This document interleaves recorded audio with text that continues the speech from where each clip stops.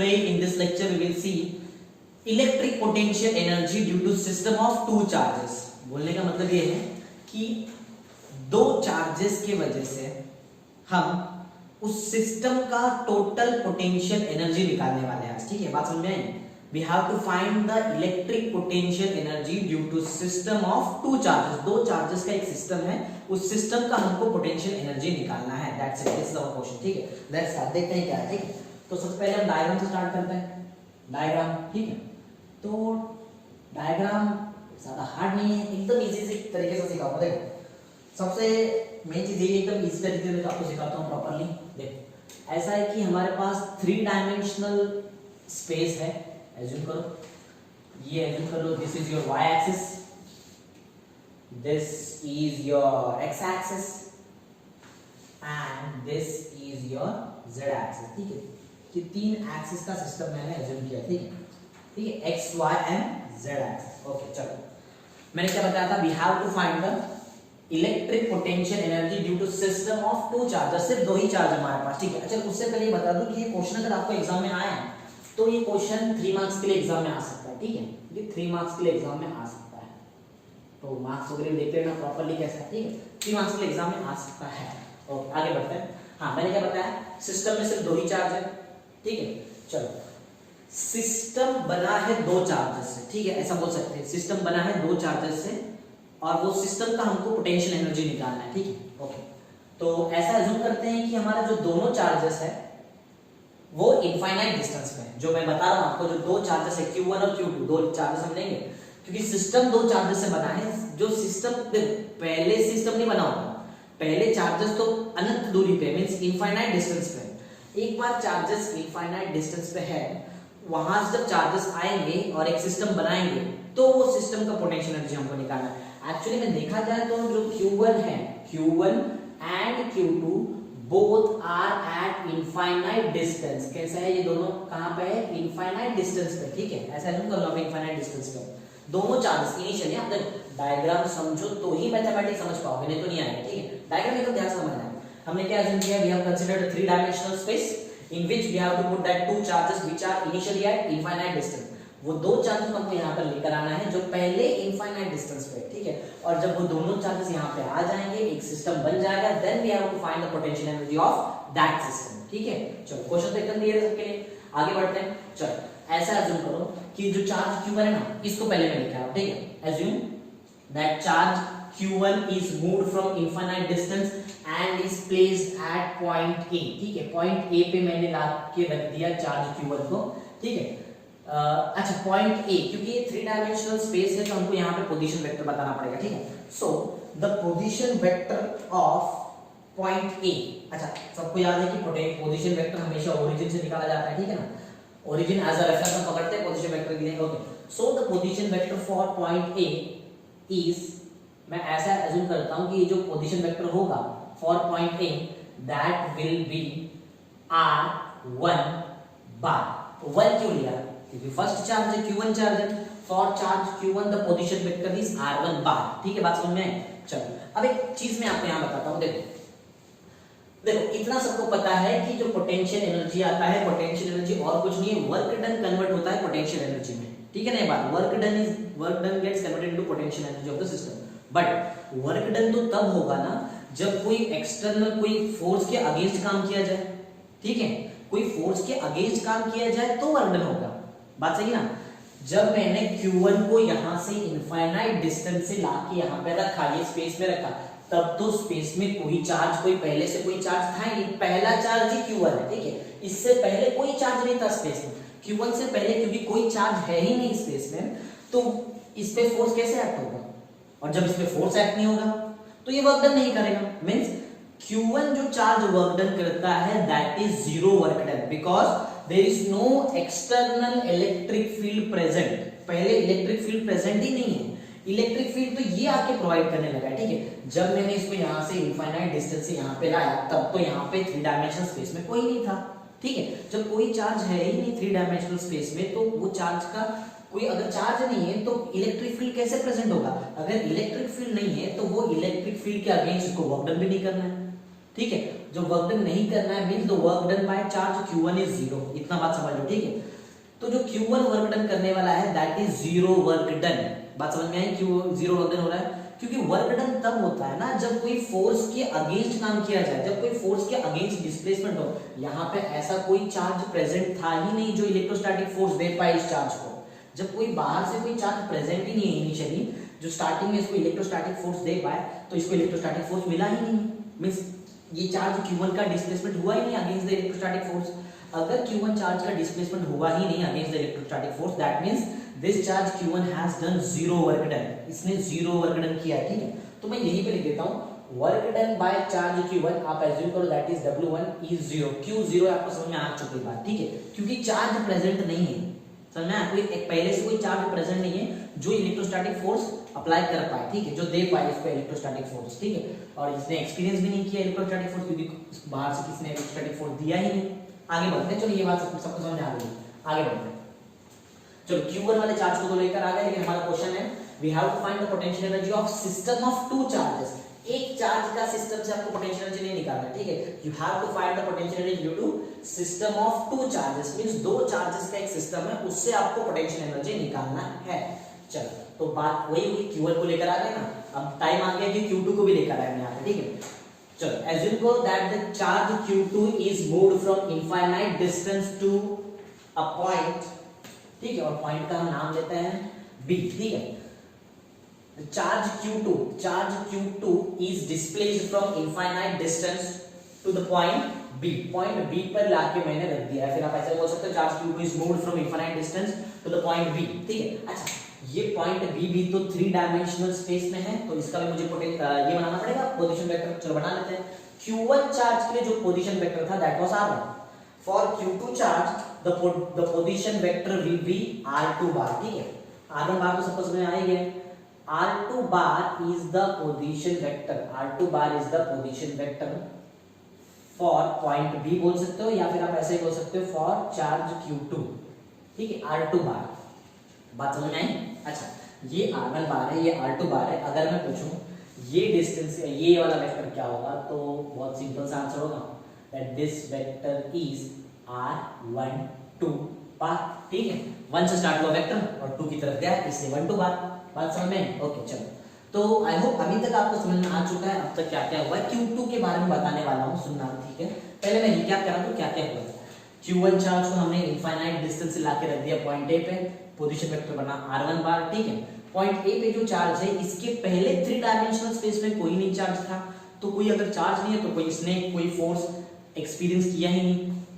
अगर charge Q1 ने कोई इलेक्ट्रोस्टैटिक फोर्स एक्सपीरियंस किया ही नहीं, तो इसने डिस्प्लेसमेंट जो किया वो किसी फोर्स के अगेंस्ट में किया ही नहीं है, तो दैट मींस कि यहाँ पे वर्क डन जो है वो 0 है, क्योंकि वर्क डन का फॉर्मूला क्या होता है, फोर्स इनटू डिस्प्लेसमेंट। जब कोई इलेक्ट्रोस्टैटिक फोर्स था ही नहीं तो कैसे आएगा वर्क डन, ठीक है।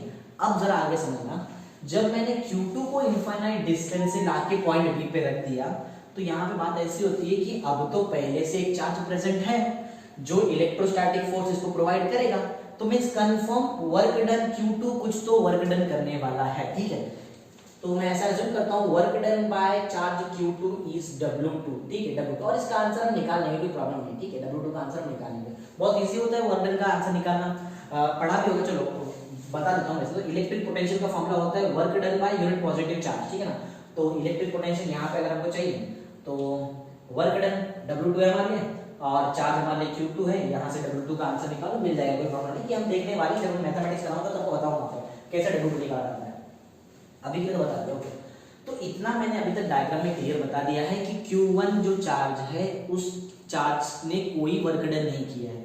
रीजन बता दिया, क्योंकि पहले से कोई वहां पे Q1 के आने से पहले स्पेस में कोई भी इलेक्ट्रोस्टैटिक फोर्स एक्सपीरियंस या फिर इलेक्ट्रोस्टैटिक फोर्स देने वाला चार्ज वहां पे प्रेजेंट है ही नहीं, ठीक है। Q1 से पहले कोई चार्ज प्रेजेंट नहीं था, लेकिन जब Q2 आया तब तो Q1 इसके पहले आ चुका था, तो Q1 ने इलेक्ट्रोस्टैटिक फोर्स दिया, तो Q2 का डिस्प्लेसमेंट इलेक्ट्रोस्टैटिक फोर्स के अगेंस्ट हुआ, तो फोर्स और डिस्प्लेसमेंट से वर्क डन तो बनता ही है, तो ये केस में Q2 वाले केस में वर्क डन आएगा। अच्छा, जब मैं ये दोनों वर्क डन को प्लस कर दूंगा, I will get the total work done of the system of two charges, ठीक है। और वर्क डन ही तो होता है पोटेंशियल एनर्जी, ठीक है ना। समझ में आया ना बात, समझ में आई बात क्या है, work done gets converted into potential energy of the system. तो बहुत सिंपल है, W1 का आंसर ऑलरेडी है, W2 का आंसर निकालेंगे, दोनों को प्लस करेंगे और बताएंगे ये जो वर्क डन हमको मिला है, ठीक है, यही वर्क डन तो कन्वर्ट होता है पोटेंशियल एनर्जी में और हमारा आंसर आ जाएगा U का। ठीक है, चलो तो डायग्राम समझ आ चुका है सबको, आगे बढ़ते हैं और फटाफट कंप्लीट करते हैं। अब यहाँ पे डायरेक्ट मैथमेटिक्स स्टार्ट करता हूँ। एक्सप्लेनेशन मैथमेटिक्स में ही आ जाएगा, अच्छा देखा जाएगा तो मैं यहाँ पे डायरेक्ट मैथमेटिकल एक्सप्रेशन स्टार्ट करता हूँ। ठीक है, मैथमेटिकल एक्सप्रेशन। ठीक है, मैथमेटिकल एक्सप्रेशन ऐसा है कि देख जो मैंने बताया है वो सारी चीज आपको यहाँ पे करनी पड़ेगी। पहले चार्ज Q1 को लाना है, फिर चार्ज Q2 को लेकर आना है, ठीक है, फिर चार्ज Q2 को लेकर आ गए, दोनों का वर्क डन प्लस करना है और 4 पॉइंट में हमारा आंसर आ जाएगा। ठीक है, 4 मेन पॉइंट में हमारा आंसर रेडी हो जाएगा। Okay, let's start with point number 1। ठीक है, in point number 1 we will write, क्या करना पड़ेगा हमको बताना ये होगा कि चार्ज Q1 को हमने इनफाइनाइट डिस्टेंस से लाया और पॉइंट A पे रख दिया जिसका पोजीशन वेक्टर R1 बार है। ठीक है, ओके, तो चलो इससे स्टार्ट करते देखते हैं क्या। ठीक है, पॉइंट ऐसा है, चार्ज Q1 या फिर ऐसा बोलेंगे, if we have to find the potential energy of a system of charges then we have to assume that the charge Q1 and Q2 are initially at infinite distance. पहले आपको ये बताना पड़ेगा। ठीक है, तो उतना तो लिख सकते हैं कि पहले वहां पे होगा तो ये सब काम हो सकता है। ठीक है, टू फाइंड क्या करना है हमको फाइंड करना है, टू फाइंड क्या फाइंड करना है, द इलेक्ट्रोस्टैटिक पोटेंशियल एनर्जी और इलेक्ट्रिक पोटेंशियल एनर्जी, जैसा बोलना है आपको। ठीक है, to find the potential energy, to find the potential energy, किस चीज का potential energy, potential energy of system, potential energy of system of two charges. अगर आपको निकालना है potential energy of system of 2 charges तो सबसे पहले आपको अज्यूम करना पड़ेगा that the 2 charges are at infinite distance. ठीक है, to find the potential energy of system of charges, system of 2 charges,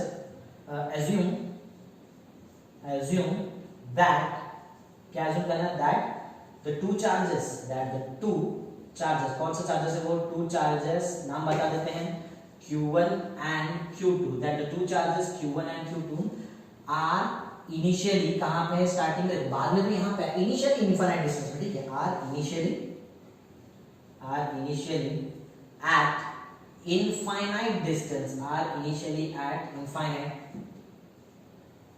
distance, ठीक है, इनफाइनाइट डिस्टेंस पे है इनिशियली। ठीक है, चलो ये पॉइंट हमारा फर्स्ट पॉइंट हो गया। एक्सप्रेशन मैथमेटिकल एक्सप्रेशन में आ रहा है, फर्स्ट पॉइंट बता दिया हमने। ठीक, चलो सेकंड, पहले तो बता दिया, चलो सेकंड पॉइंट में आते हैं और बताते हैं कि हमने चार्ज Q1 को इनफाइनाइट डिस्टेंस से लाया, पॉइंट A पे रख दिया, पोजीशन वेक्टर बना R1 बार, पॉइंट A पे जब चार्ज Q1 आया, यहाँ पे वर्क डन 0 है, रीजन आपको पता है। ठीक है, उसके बारे में लिखेंगे पॉइंट नंबर 2। उससे पहले पार्टीशन कर देता हूँ क्योंकि थोड़ा सा थियरी मैं एक्सप्लेनेशन और मैथमेटिकल एक्सप्रेशन एक में बना दिया मैंने, इसलिए थोड़ा बड़ा लगेगा आपको, बट समझ जाओ एकदम इजी चीज है।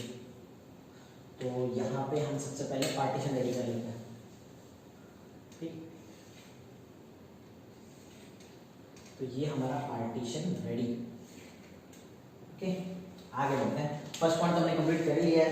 Let's start with point number 2। Point number 2 में करना है क्या, याद है क्या करना है, हमने चार्ज Q1 को मूव किया है इनफाइनाइट डिस्टेंस से पॉइंट A पे। ठीक है, ये बताते हैं, सपोज द चार्ज, कौन सा charge, suppose the charge Q1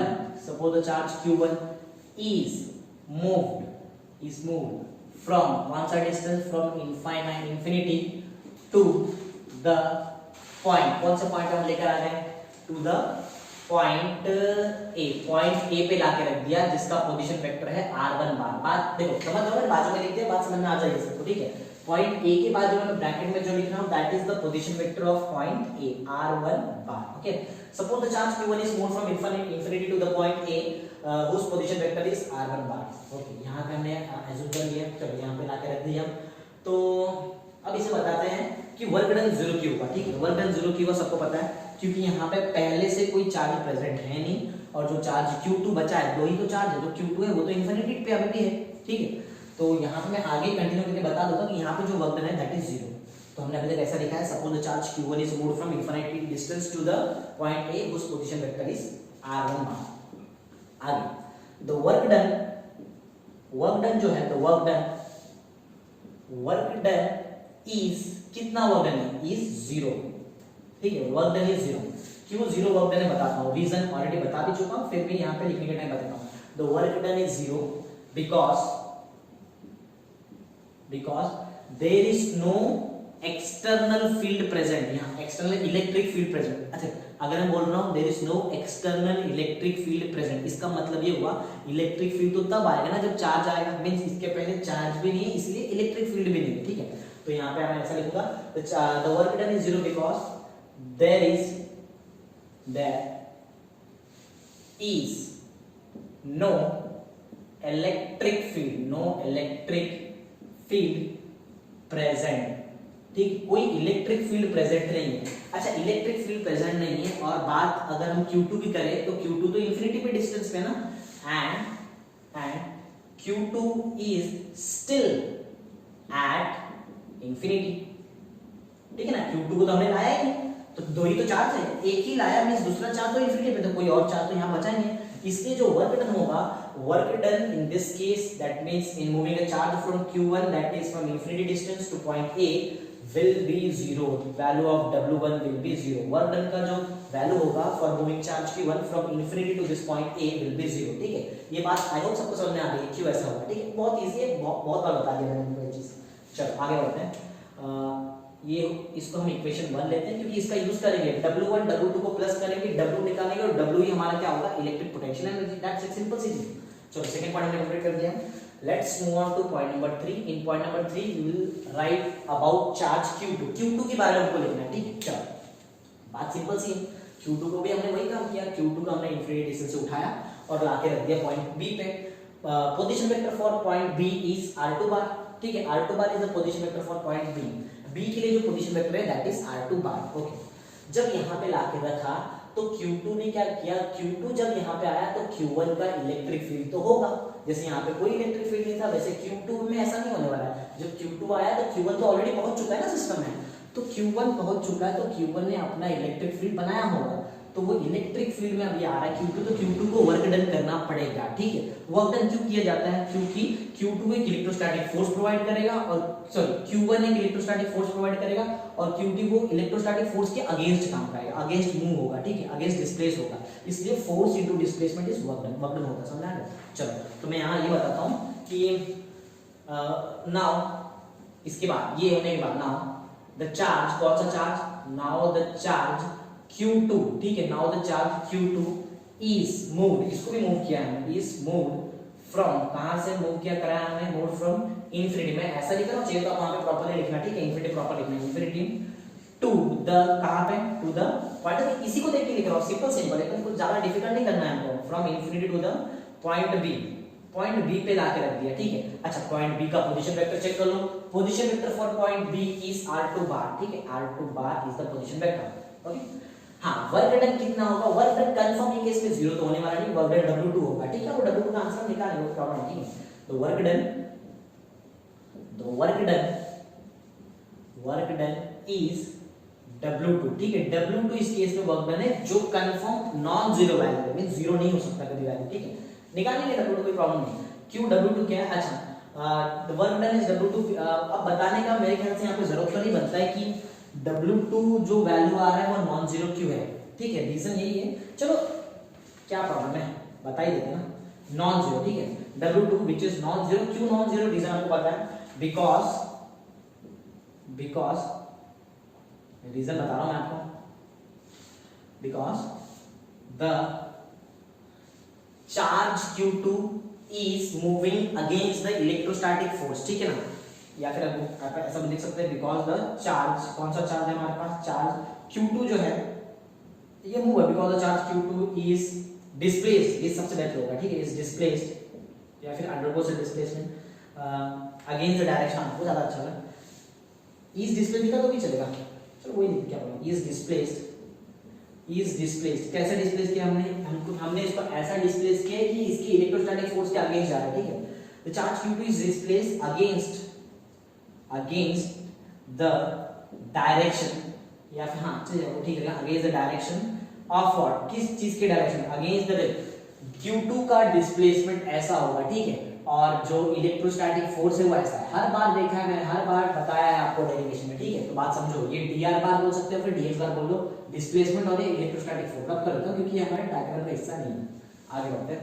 against the direction of electrostatic force, electrostatic force कौन दे रहा है? Electrostatic force. Electrostatic force is given by charge q1, क्योंकि वो पहले से आ चुका है वहां पे। Electrostatic force given by charge q1, ठीक है। तो ये इतना काफी हो गया पॉइंट नंबर 2 में। बड़ा नहीं है ये, मैंने ऐसा वर्टिकली लिखा है इसलिए आपको बड़ा लिखा है बहुत इजी, ठीक है। चलो W2 का आंसर निकालते हैं। सबको पता है कि इलेक्ट्रिक जो पोटेंशियल होता है, electric potential, since electric potential at point B पे जो इलेक्ट्रिक पोटेंशियल होगा, electric potential at point B will be equal to work done in bringing कौन सा चार्ज को हम लेकर आ रहे हैं? Work done in bringing a charge q2 from infinity to the point b। अच्छा, ये जो वर्क डन उसको हमने नाम दिया है, that is W2। Work done by the charge, कौन सा चार्ज वर्क डन कर रहा है? q2 चार्ज वर्क डन कर रहा है, ठीक है, q2 चार्ज वर्क डन कर रहा है। ओके, तो वैसे हमको निकालना है, जैसे यहाँ पे मैंने W1 निकाला है, ये केस में W2 निकालो। So the value of W2 will be equal to electric potential at point B into charge q2, ठीक है। इलेक्ट्रिक पोटेंशियल आपको निकालने आना चाहिए, ठीक है। नहीं आता है कोई प्रॉब्लम नहीं, बता देता हूं, ठीक है। देखो, अगर आप प्रॉपर्ली मेरा स्टार्टिंग से लेक्चर्स देख रहे हो तो आपको प्रॉपर्ली समझ में आएगा। अगर आप डायरेक्ट आ रहे हो, बीच का लेक्चर यहाँ पे देखने जा रहे हो, तो ये बात समझ में नहीं आई, क्योंकि हर एक चीज लिंक होता है, ठीक है। पीछे से पीछे वाला चीज अगर आपको समझा है, first lecture, second lecture, third lecture, तो ही आप फोर्थ वाला लेक्चर समझ पाओगे, ठीक है। ऐसा बात है। तो ये हमने W2 निकाल दिया, but we don't have the value of VB, जो बता देता हूं, निकाल लेंगे, कोई प्रॉब्लम नहीं। VB मींस इलेक्ट्रिक पोटेंशियल का वैल्यू बताता हूं।